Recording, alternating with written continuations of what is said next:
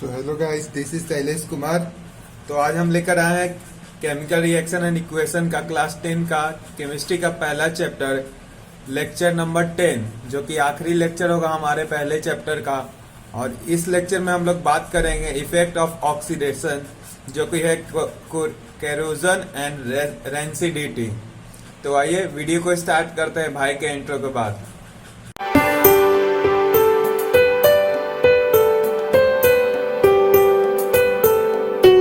चलिए हेडिंग डाल लीजिएगा, इफेक्ट ऑफ ऑक्सीडेशन, जिसमें हम लोग दो टाइप के बारे में बात, क्या क्या इफेक्ट होता है ऑक्सीडेशन का, जो कि होता है, एक पहला होता है करोजन एंड दूसरा होता है rancidity.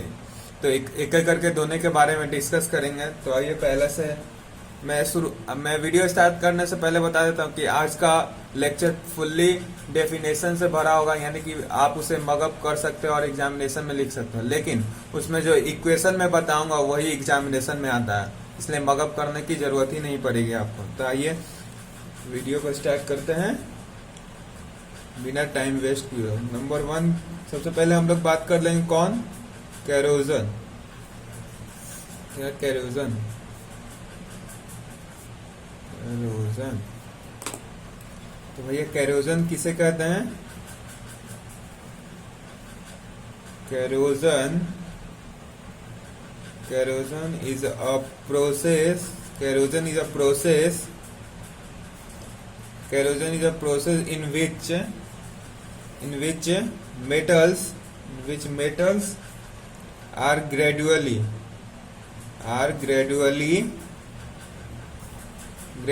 eaten by moist air. Moist air मतलब जो हवा में रहता है, moist air moist air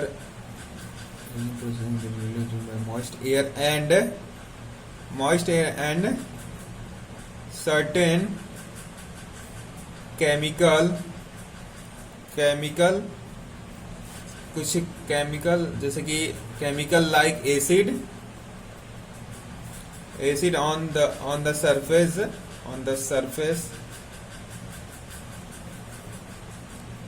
is known as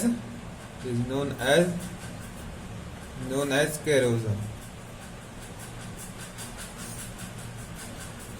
तो मैं पहले बता देता हूँ कि आपने कभी भी कोई सा मेटल को देखा होगा कि वो आप बहुत दिन से उसे रख दिया होगा, तो थोड़ा थोड़ा उसे कुछ खा लिया जाए, कुछ उसका जो मेटल होता है वो मेटल पार्ट धीरे धीरे हटा जाता है, उसे हटाया नहीं जाता, उसे ग्रेजुअली ईटन कर लिया, यानी कि धीरे धीरे खा लिया जाता है। किसके द्वारा? केमिकल लाइक एसिड के द्वारा। उसी को हम लोग कैरोजन कहते हैं। आपने अपने घर पे कुछ भी मेटल होगा तो बहुत ही पुराना हो गया होगा, तो उसे आपने देखा होगा, तो उसी प्रोसेस को कैरोजन कहते हैं।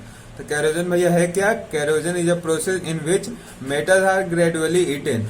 मेटल यानी कि धीरे धीरे मेटल को खा लिया जाता है by chemical acid on the surface कि कहाँ पे खा लिया जाए? मेटल के सरफेस पे। उसी को हम लोग कैरोजन कहते हैं। और बहुत ही सारे इसको ऐसे भी बोलते हैं, शॉर्ट लाइफ ऑफ मेटल। हालांकि दूसरा नाम नहीं है इसका, मैं पहले बता देता हूँ। इसको दूसरी वे में सारे लोग बोलते हैं कि शॉर्ट लाइफ ऑफ मेटल का शॉर्ट यानी कि कम पीरियड का टाइम ही को हम लोग एक कैरोजन भी कह सकते हैं। आप लोग कंफ्यूज मत होइएगा कि कैरोजन ही का दूसरा नाम है शॉर्ट में, नहीं, ये नहीं है। तो कैरोजन क्या होता है भैया? ऐसा प्रोसेस जिसमें मेटल को धीरे धीरे खा लिया जाता है। किसके द्वारा? एसिड के द्वारा। उसी को हम लोग कैरोजन कहते हैं। और इसी में एक एग्जाम्पल है, आपने देखा होगा कि आपके या आस पड़ोस में कभी घर बन रहा होगा, तो उसमें जो आयरन का रॉड लगा हुआ होता है वो शुरुआत में कुछ और कलर का होता है, वो कुछ और कलर नहीं, जिंक का कोटेड किया जाता है। लेकिन बाद में जब आप देखेगो 2-3 साल बाद उसे 2-3 महीने भी छोड़ दिया जाएगा, तो उसमें रेड कलर का कोटेड लग जाता है। उसी को हम लोग रस्टिंग कहते हैं। तो वो किसका एग्जाम्पल? कैरोजन ही का। तो आइए रस्टिंग क्या होता है हम लोग उसके बारे में डिस्कस कर लेते हैं।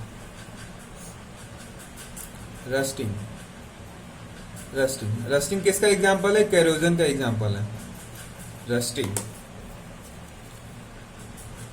व्हेन, देखो मैं ये जो बता रहा हूँ वो अपने भाषा में बता रहा हूँ। When an iron when an iron object, कोई आयरन का object is left in moist air for considerable period of a time, considerable period of a time, then red brown flaky substance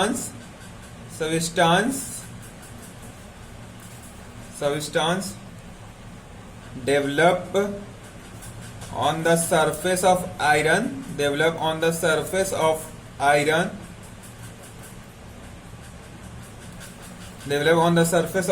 iron, which is rust, जो कि एक rust होता है, और and this process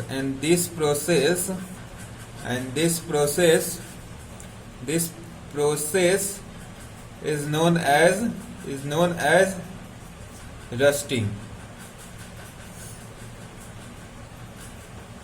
rusting उसे कहते हैं जब हम किसी आयरन का ऑब्जेक्ट को, जैसे कि मैंने बताया था रॉड का एग्जांपल, आयरन रॉड का, जब घर बनने में छर्रा यूज किया जाता है, उसी को बहुत ही समय आप छोड़ दीजिएगा तो वो जिंक कोटेड के जगह से वो लाल कलर में तब्दील हो जाता होगा, और आप लोग हाथ से ऐसे करके देखो तो आपके हाथ में भी लग जाता होगा, उसी को हम लोग रस्टिंग कहते हैं।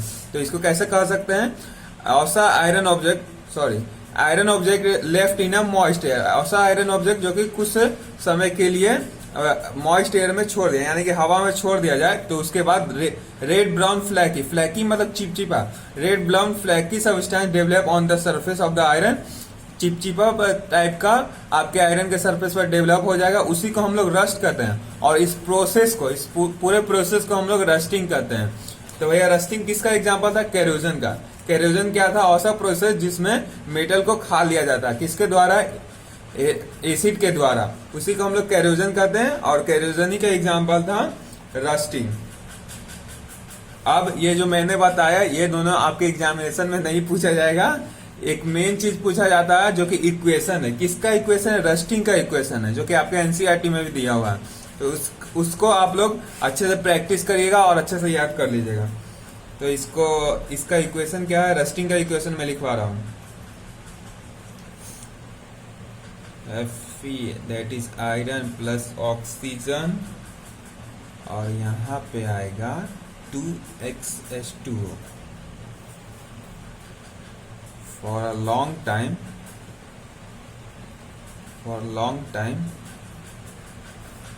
form a 2Fe2SO plus XH2O plus XH2O। इसको मैं बैलेंस कर देता हूँ, 2 2 3 3 and 1 is the last, तो 3 लिखेंगे, इसका 4 लिखेंगे।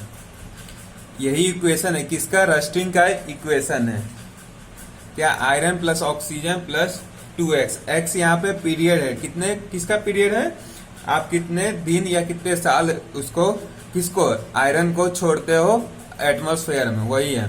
For iron plus oxygen plus water for long time after it form iron oxide plus H2O, यही इक्वेशन है रस्टिंग का।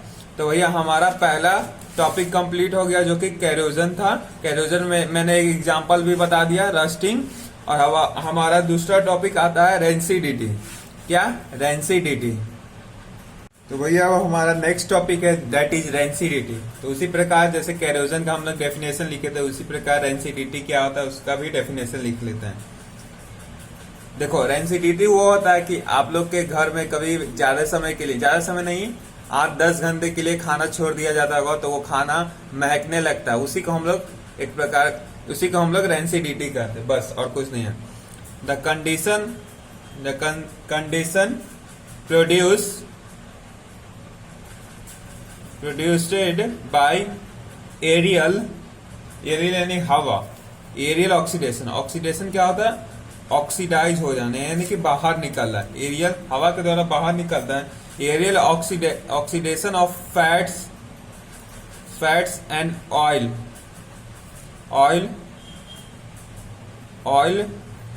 the condition on which fats and oils in food marked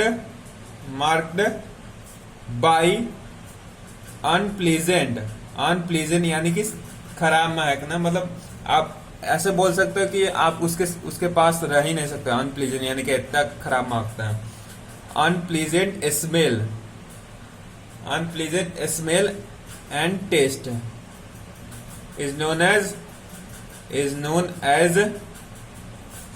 rancidity। औसा condition जिसमें aerial oxidation यानी कि हवा के द्वारा मालूम चलता हो। और इसमें मैं बता दूं फैटी फूड और ऑयली फूड ही सिर्फ महकेगा। क्या औसा कंडीशन जिसमें एरियल ऑक्सीडेशन के द्वारा फैटी फूड और ऑयली फूड महकने लगता है, यानी कि बहुत ही खराब महकता है, अनप्लीजेंट स्मेल या टेस्ट, उसी को हम लोग रेंसिडिटी कहते हैं। यानी कि आसान भाषा में हम लोग कह सकते हैं कि अगर कोई भी खाने को हम लोग बहुत देर तक छोड़ देते हैं तो उसके आपके घर में भी होगा कि वो महकने लगता है, जैसे कि दाल हो गया और वगैरह वगैरह, तो उसी को हम लोग रेंसिडिटी कह सकते हैं। तो भैया जिस प्रकार रस्टिंग का इक्वेशन था उसी प्रकार इसका इक्वेशन नहीं बोल सकते, लेकिन मैं बता दूं कि इसको आप लोग डेफिनेशन उतने रटने की जरूरत नहीं पड़ेगी अगर आप इस इक्वेशन को ध्यान देते हैं। तो इक्वेशन को ऐसे ध्यान दीजिएगा, अगर इक्वेशन ध्यान दिया तो उसके बाद आपको डेफिनेशन भी आराम से आ जाएगी। तो क्या था, ऐसा कंडीशन जिसमें एरियल ऑक्सीडेशन होता है किसका, फैटी एंड ऑयली फूड का, तो गिव अ अनप्लीजेंट स्मेल, उसी को हम लोग रेंसिडिटी कहते हैं। तो इसमें हम लोग क्या लिख सकते हैं, फूड में हम लोग क्या लिख सकते हैं, फैट या ऑयल प्लस O2, ये ऑक्सीजन तो गायब भी कर, oxygen after oxidise to give a unpleasant smell and taste of food। इसी को हम लोग क्या कह सकते हैं, भाई, इसी को हम लोग क्या कह सकते हैं, रेंसिडिटी। क्या कहेंगे, रेंसिडिटी क्या होता है, aerial oxidation in which fat and oil food mark the unpleasant smell is known as rancidity. उसी को मैंने इक्वेशन में बता दिया समझने के लिए। ऐसा food plus oxygen after oxidise क्या होगा, अनप्लीजेंट स्मेल एंड टेस्ट। तो भैया हम लोग इफेक्ट ऑफ ऑक्सीडेशन में दोनों टॉपिक कवर कर चुके हैं, कोरोजन एंड रेंसिडिटी, और ये था आज इस चैप्टर का लास्ट लेक्चर, और ये भैया चैप्टर खत्म हो चुका है। तो भैया एक प्यारी सी मुस्कान के साथ हम लोग ने चैप्टर खत्म कर लिया। क्या चैप्टर हम लोग ने खत्म कर लिया। भैया मेरी मुस्कान सही बने, आप लोग कमेंट में जरूर बताइएगा। एक प्यारी सी मुस्कान के साथ हम लोग ने इस चैप्टर को खत्म कर लिया, और मैं आशा करता हूँ कि जिन्होंने मेरा पूरा लेक्चर देखा होगा उसको डाउट नहीं हुआ होगा। सो गाइस यही थी आज की, यानी कि पूरी 10 लेक्चर की, पहले चैप्टर की पूरी 10 लेक्चर। तो गाइस मिलेंगे अब नेक्स्ट चैप्टर में, that is acid basis and salt. तब तक के लिए ओके बाय। नामुमकिन जैसी कोई भी चीज नहीं,